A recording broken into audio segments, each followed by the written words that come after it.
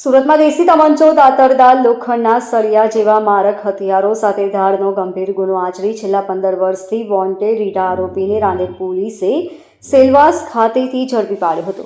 આરોપીએ 15 વર્ષ અગાઉ ગેંગ સાથે મળી ઘાતક હથિયારો લઈ ઉગત કેનાલ રોડ પર આવેલી એક કોલેજમાં ધસી વોચમેનને માર મારી ઠાર પાડી હતી.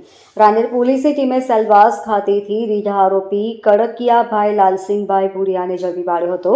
આરોપીએ સને 2009માં સુરત શહેરમાં ઉગત બેચાણ રોડ ખાતે આવેલ સાઉથ ગુજરાત મેડિકલ કોલેજમાં ગેંગના 6 સાગરીતો સાથે મળી લોખંડના સળિયા તથા દાતરદાર તેમજ 2 દેશી તમંચા જેવા મારક હથિયારો સાથે ધસી ગયો હતો અને કોલેજના વોચમેન નગીનભાઈને માથામાં ઈજા પહોંચાડી ઓપીડી, કેન્ટીન તથા ઓફિસોના તાળા તોડી ટેબલોના ખાના ખોલી અંદરથી રોકડા રૂપિયા 8,931ના મત્તાની ધાર પાડી ભાગી ગયા હતા. જોકે ડિસેમ્બર 2009માં આ આરોપીઓ પૈકી 3 આરોપીઓને અમદાવાદ ગ્રામ્ય જિલ્લાની એલસીબી પોલીસે પકડી પાડ્યા હતા. જ્યારે આરોપીઓ પૈકી કડકિયાભાઈ લાલસિંહભાઈ ભુરિયા 15 વર્ષથી વોન્ટેડ હતો, જેને સેલવાસ ખાતેથી પકડી લેવામાં આવ્યો હતો.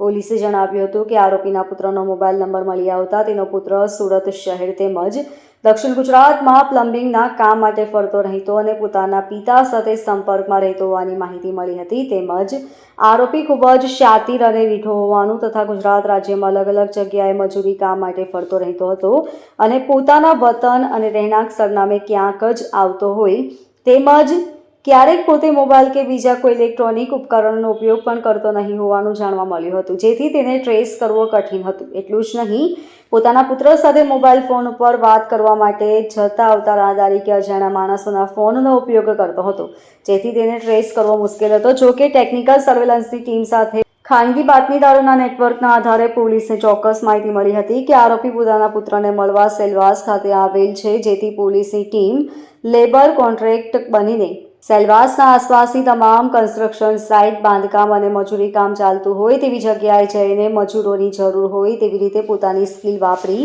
દરેક જગ્યાઓ પર તપાસ કરતા આખરે સેલવાસ ખાનવેલની એક કન્સ્ટ્રક્શન સાઇટ પરથી આરોપીને પકડી પાડવામાં સફળતા મળી હતી. Bureau report, LK star news, Surat.